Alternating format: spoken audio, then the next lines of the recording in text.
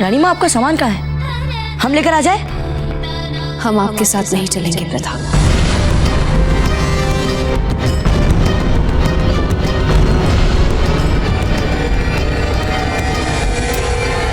क्या?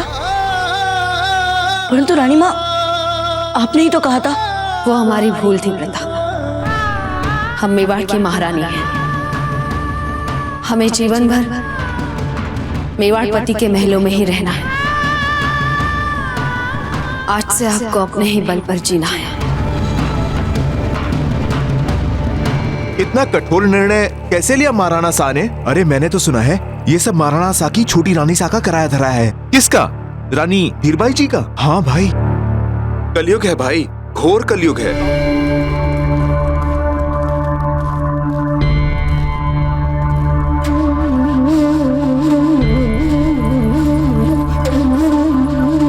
बाबूजीराज,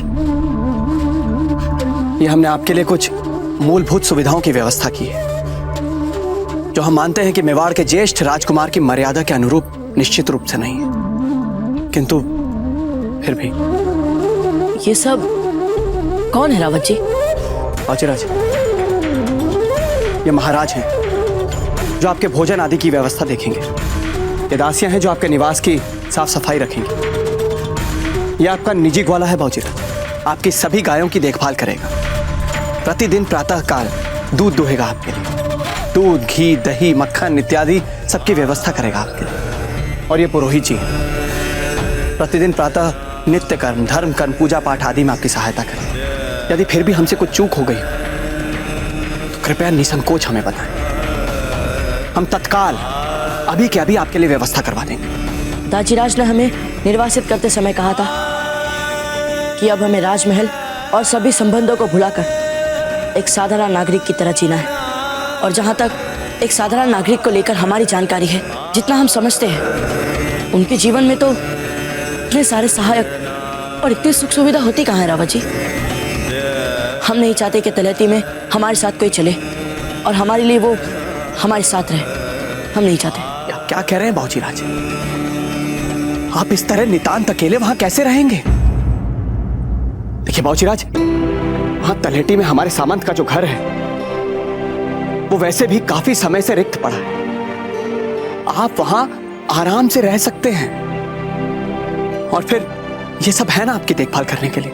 नहीं रावत जी, अब हम अपना ध्यान स्वयं रख लेंगे रावत जी।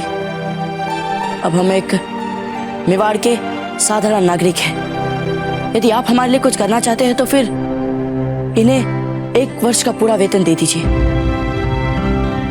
बाबूजीराज, कम्मा गड़ी हुकुम।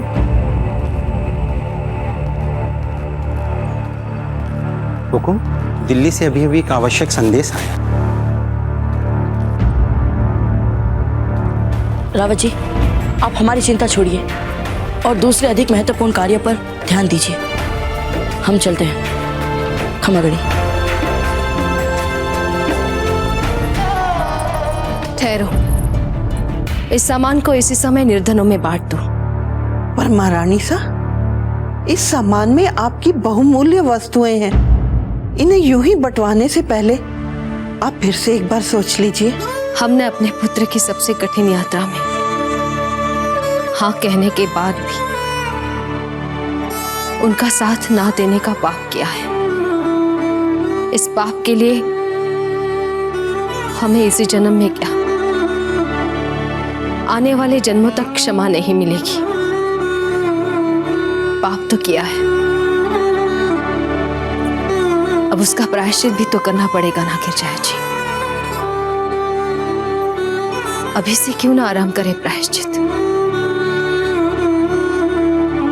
इस भौतिक संसार में इन नश्वर वस्तुओं की आवश्यकता और उनका मूल्य हमारे लिए तब तक था जब तक प्रताप हमारे साथ थे। प्रताप चले गए,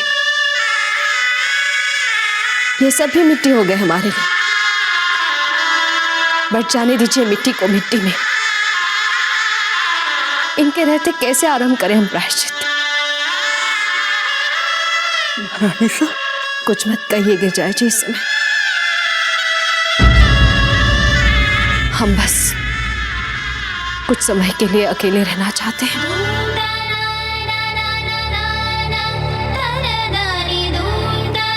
अपने बाल गोपाल के साथ रहना चाहते हैं, उनकी सेवा करना चाहते हैं। मुझे आपने बताया होगा कि हमने ये सारी व्यवस्थाएं करवाई। नहीं राणा जी, हमने ऐसा कुछ भी नहीं कहा उनसे, बल्कि हमने तो बाबूजी राज प्रताप से कहा कि ये सारी व्यवस्थाएं हम कर रहे हैं जी।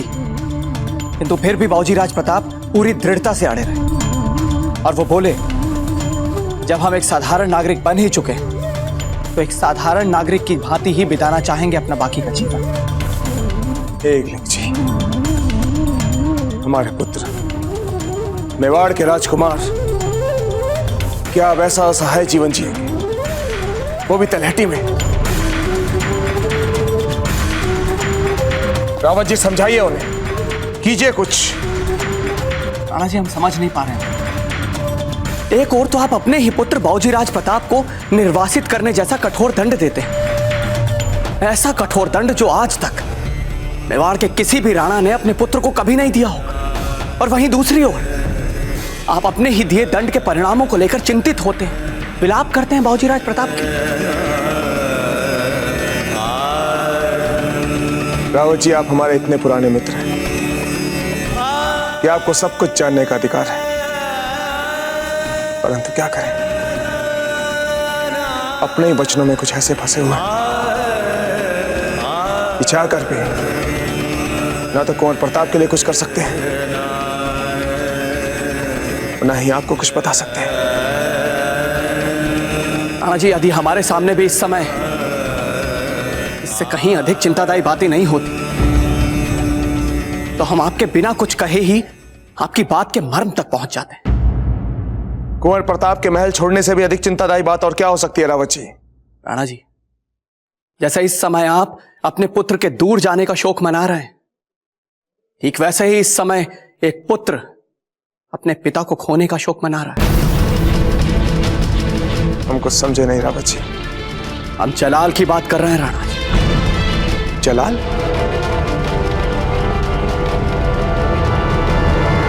हुमायूं का बेटा जलाल? वो अब मर चुका है राणा जी। एक साधारण सी दुर्घटना ने दिल्ली के बादशाह हुमायूं के प्राण ले ली और अब दिल्ली पर हेमू का कब्जा है और सामंतों में और सेना में निराशा ना छा जाए, इसलिए इन मुगलों ने अपने बादशाह की मृत्यु के समाचार को अब तक सार्वजनिक नहीं किया। रावत जी, भले ही हमारी रानी मां से विश्वासघात करने के बाद और हमसे दंडित होने से पहले हुमायूं मर ही क्यों ना गया, और हम शांत नहीं बैठेंगे रावत जी। हमने जो प्रतिशोध का प्रण लिया है वो प्रतिशोध तो हम लेकर रहेंगे। हम भी ठीक ऐसा ही सोच रहे हैं राणा जी, और इसीलिए हमने दिल्ली के संदर्भ में अपने गुप्तचरों की सहायता से अति महत्वपूर्ण सूचनाएं प्राप्त करवाई हैं। यदि हमारी विश्वसनीय सूत्रों की माने अब वो दिन दूर नहीं जब दिल्ली के तख्त पर भी जलाल का ही आधिपत्य होगा।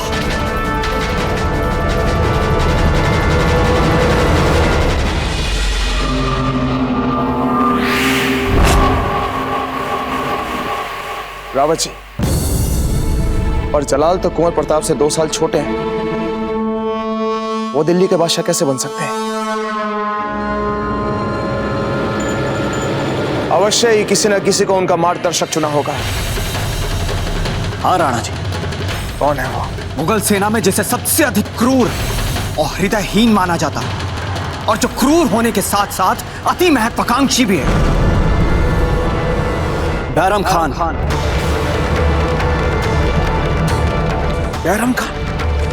लेकिन रावत जी, वो कोई प्रशासक तो नहीं, वो तो एक हत्यारा है, एक ऐसा हत्यारा जिससे लोगों के प्राण लेने में ही आनंद मिलता है। आप सर्वथा उचित कह रहे हैं राणा जी, और इस समय भी जब हम उसकी बात कर रहे हैं वो अपने शत्रुओं के नाश के नाम पर खुलकर रक्त की होली खेल रहा होगा।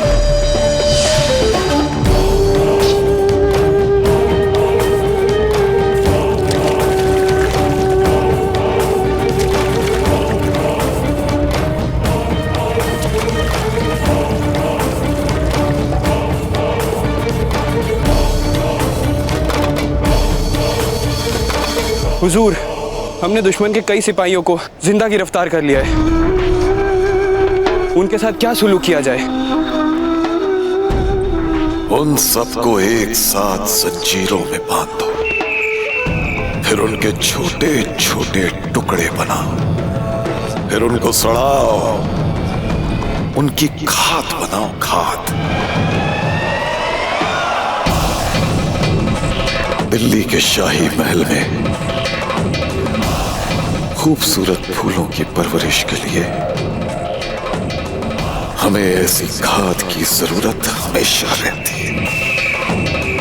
हमें अभी अभी अपने शहंशाह के इंतकाल की खबर मिली है। तुम नहीं जानते हम कितने गमज़दा हैं। जाओ, काट डालो सबको। और सुनो, शहजादे जलाल तक ये खबर पहुंचाओ कि हम उनसे मिलना चाहते हैं। हम नहीं चाहते कि उनके अब्बा हुजूर के इंतकाल की खबर उन्हें किसी और से मिले।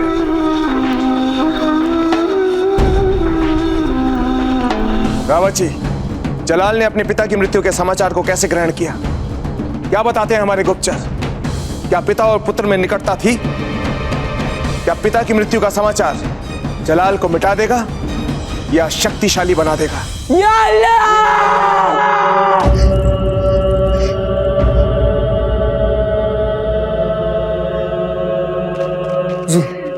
दिल्ली से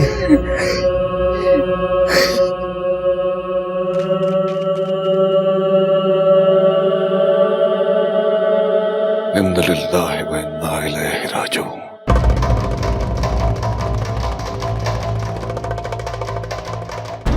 शहजादे जलाल, अब हमें जल्द से जल्द शाही अदब के साथ शहंशाह को सुपुर्द खाक कर देना चाहिए। दिल्ली पर हेमू के कब्जे के बाद बड़ी मुश्किलों से हमारी फौज शहंशाह को यहां तक लेकर आई है। अब आप पूरे शाही इंतजामात के साथ उन्हें सुपुर्द खाक कीजिए। और ज्यादा वक्त गंवाना कुफ्र होगा शहजादे, कुफ्र। संभालिए अपने आप को।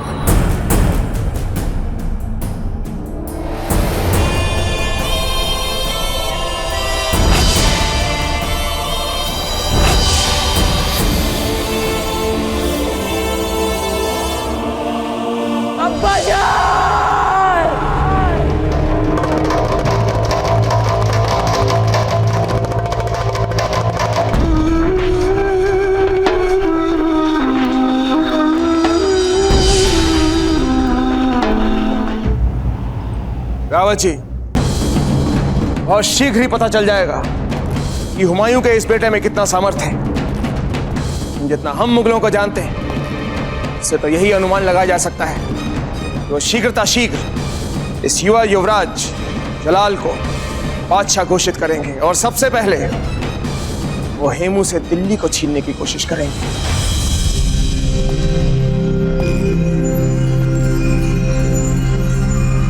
शहजादा जलाल,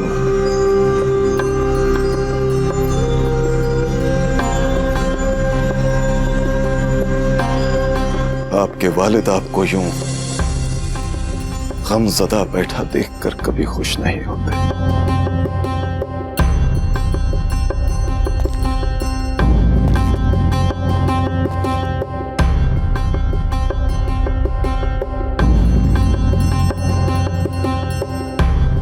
शहजादे, आपकी ताजपोशी में हम जितना वक्त लगाएंगे उतना ही हमारे दुश्मनों को लगेगा कि अब मुगलों का तो कोई बादशाह ही नहीं है, ये कमजोर हो गए हैं। क्यों हम अपने दुश्मनों को ऐसा सोचने का मौका दें? क्यों अपनी फौज के जोशो खरोश पे अपने ही हाथों से मिट्टी डालें, उन्हें कमजोर बनाएं? क्यों?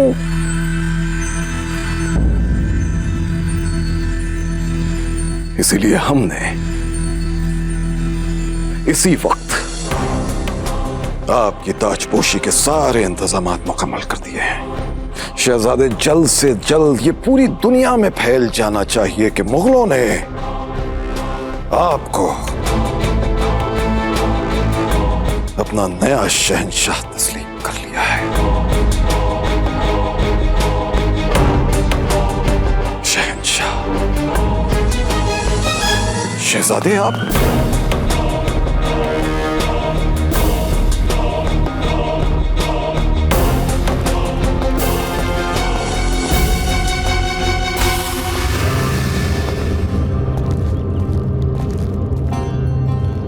महामंगा यहाँ।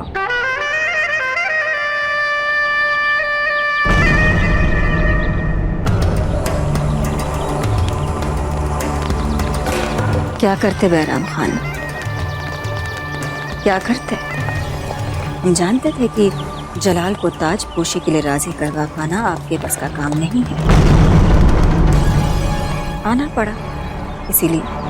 महामंगा, जलाल इस वक्त अपने वालिद हुजूर के इंतकाल से इस कदर गमज़दा है कि दुनिया की कोई ताकत उन्हें ताजपोशी के लिए राजी नहीं कर सकती। बैराम खान, जलाल पर हमारे असर को आपने हमेशा कम करके आंका है। इसमें आपकी कोई गलती नहीं, क्योंकि ये सब बातें आपकी समझ से थोड़ी सी बाहर की। अब हम पर जरा मेहरबानी कीजिए बैराम खान। ये जो वक्त की नज़ाकत से मजबूर होकर हम यहाँ जल्दबाजी में जलाल की ताजपोशी कर रहे हैं, उसे मुगलिया तवारीख का अहम बना दीजिए। सारी दुनिया को ये पता चलना चाहिए कि अब मुगलिया सल्तनत का नया शहंशाह जलालुद्दीन। थोड़े खूबसूरत फूलों का भी इंतजाम कर लीजिएगा। ये ताजपोशी पूरे शाही अंदाज में मुगलिया शान और शौकत के साथ होनी चाहिए बैराम खान। राइट?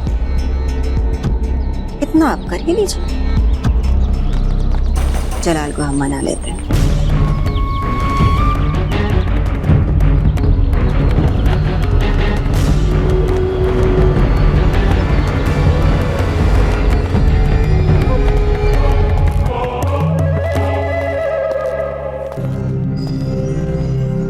जलाल,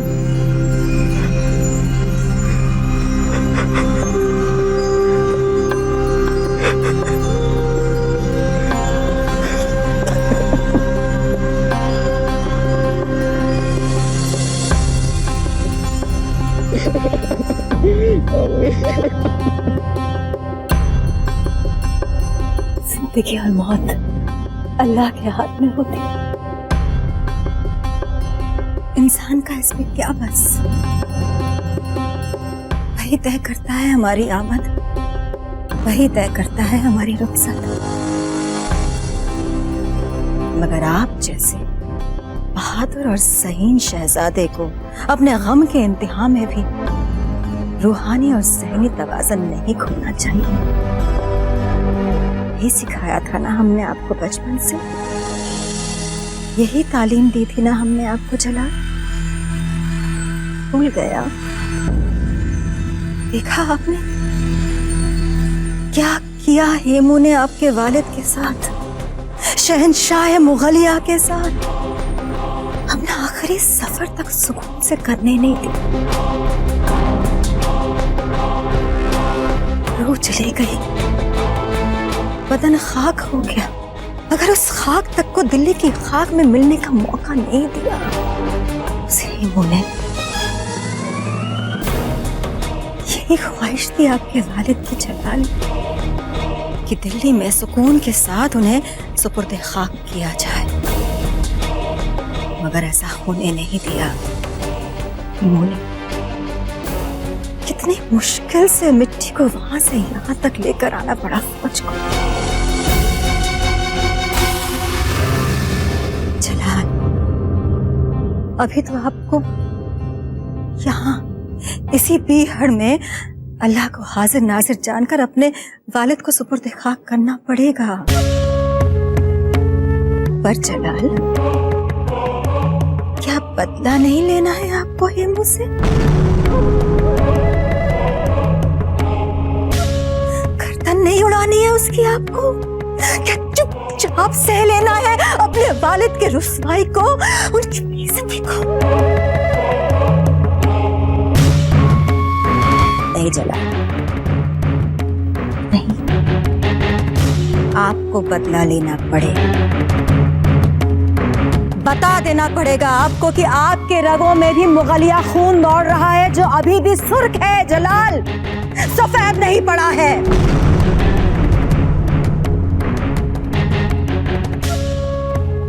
पोंछ डालिए अपने इन आंसुओं को जलाल, जलाइए पतले की आग को, जलाइए।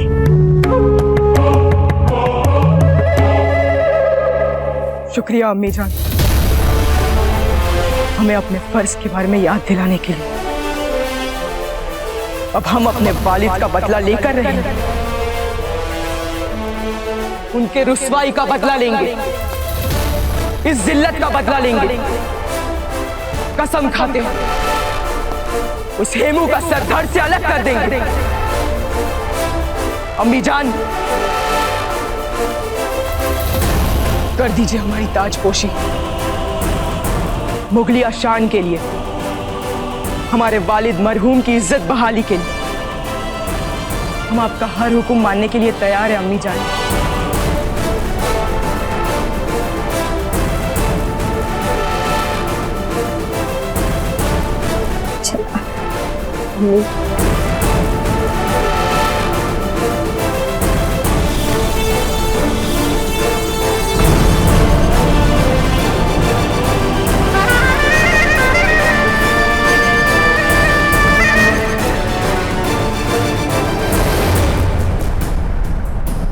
जैसे ही जलाल के राज्याभिषेक का समाचार सारे राजपुताने में पहुंचेगा, हमें अपने पड़ोसी राजाओं की छोटी छोटी गतिविधियों को भी ध्यान से देखना पड़ेगा। रावत जी, आपकी हंसी हमसे कुछ कहना चाहती है।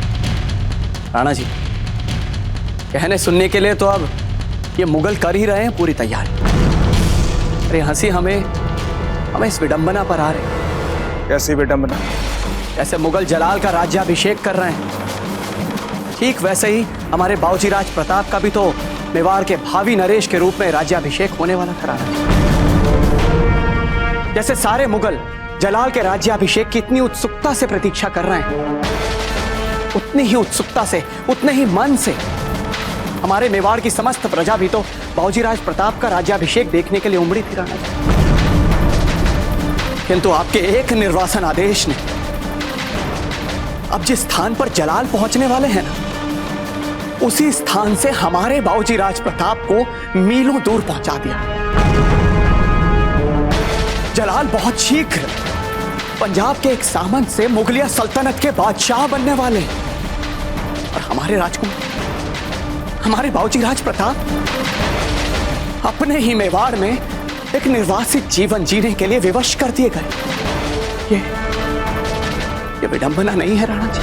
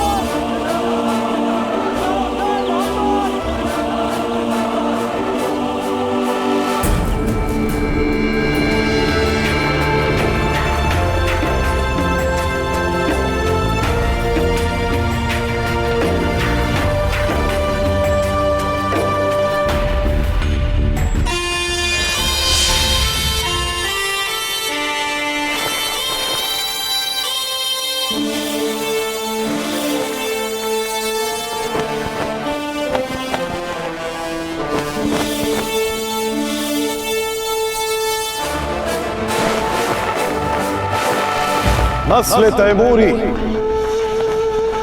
जिल्ले सुभानी जलालुद्दीन मोहम्मद मुगलिया सल्तनत के नए शहंशाह तस्लीम किए जाते हैं।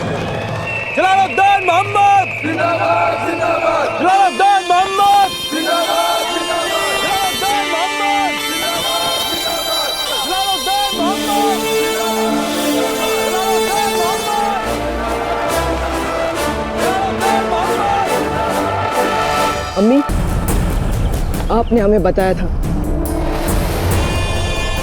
कि हमारे अब्बा हुजूर ने एक मुश्क तोड़ी थी और आसपास जमा सभी लोगों से कहा था कि जिस तरह इस मुश्क की खुशबू दूर दूर तक फैल रही है, इसी तरह एक दिन हमारे शहजादे की शोहरत सारी दुनिया में फैलेगी। हमारे वालिद कभी गलत नहीं हो सकते, है ना अम्मी? कभी नहीं जला। तो कोई कह दे जाके हेमू से कि हमारे हैं अपनी दिल्ली वापस छीन, और उससे ये भी कह दे कि जलालुद्दीन उसे जंग में ऐसी शिकस्त देगा जो उसने अपनी तमाम जिंदगी में ना कभी देखी होगी ना कभी सोची होगी।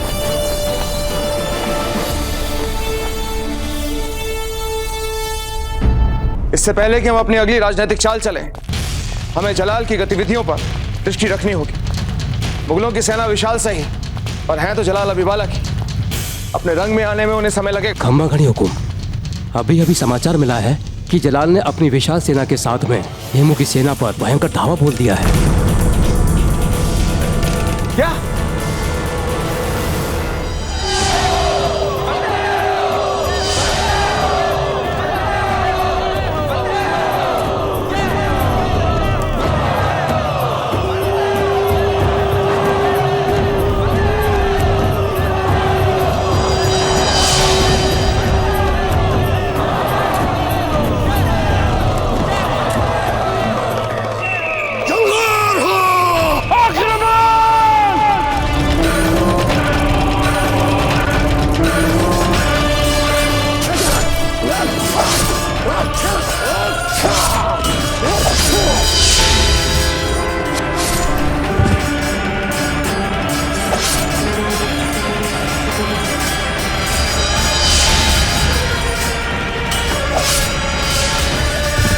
आलम बना, हेमू की फौजें हमारी फौज पे भारी पड़ रही है। जंग फौजी ताकतों से नहीं, हौसलों से जीती जाती है, और हमारे हौसले बुलंद, उनमें बदले की आग धधक रही है। हेमू चाहे जितनी फौज ले, आज उसे शाम तक खत्म होना है। उसे हमारे वालिद मरहूम के साथ की गई हर एक गुस्ताखी की सजा देंगे। आज यहीं इसी मैदान में जंग। हजूर हजूर, एक खुशखबरी है। हमारे तीर अंदाज का निशाना हेमू की आंख फोड़ गया, जिससे वो नीचे गिर गया और उसकी सेना में भगदड़ी मच गई। हुजूर शाबाश शाबाश। लगता है शहंशाह बनने के बाद जलालुद्दीन की पहली फतेह उनके कदम चूमने के लिए देता हूं। शाबाश।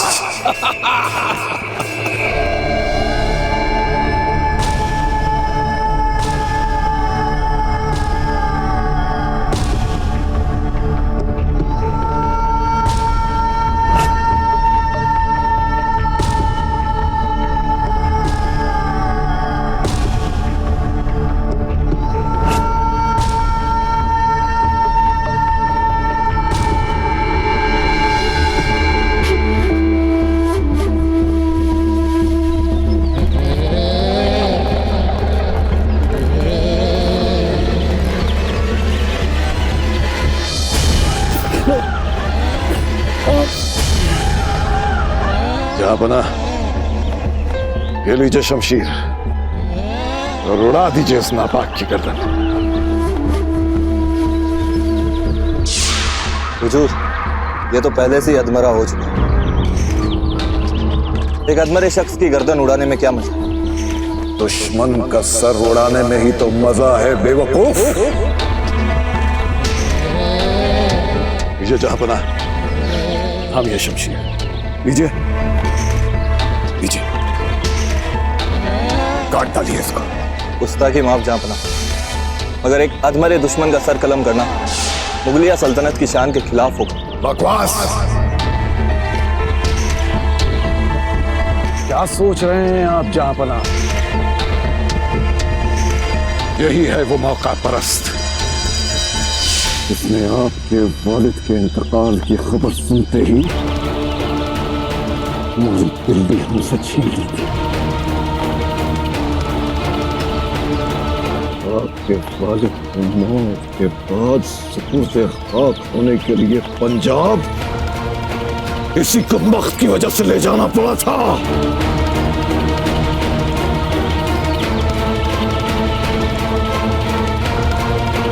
काट डालिए इसकी गर्दन।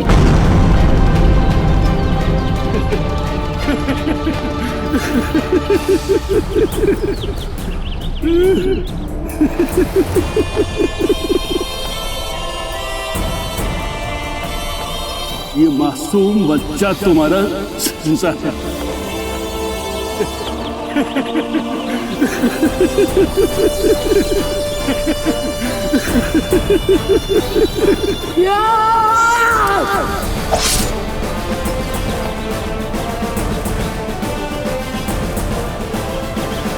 शहंशाह जलालुद्दीन मोहम्मद जिंदाबाद जिंदाबाद जिंदाबाद जिंदाबाद जिंदाबाद जिंदाबाद जिंदाबाद जिंदाबाद। आज ही समाचार हुआ है कि तुम हुकुम, जलाल ने सारी सेना के सामने घायल खेमू की गर्दन ही नहीं काटी, बल्कि सभी युद्धबंदियों को बैरम खान के पास कठोर और अमानवीय दंड देने का आदेश भी दिया।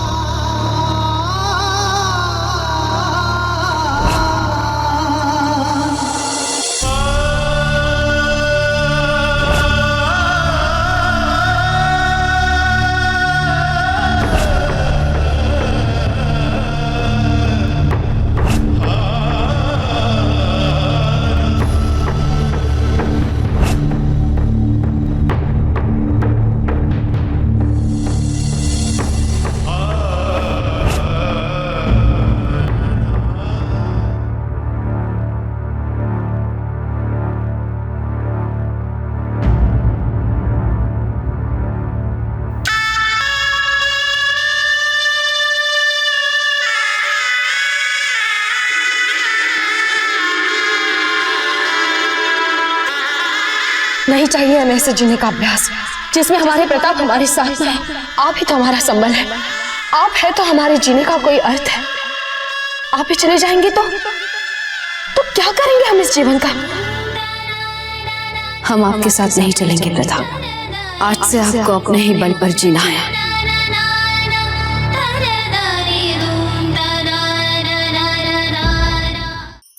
धार्मिक वीडियो सबसे पहले देखने के लिए हमारे चैनल को सब्सक्राइब करें और बेल आइकन दबाएं।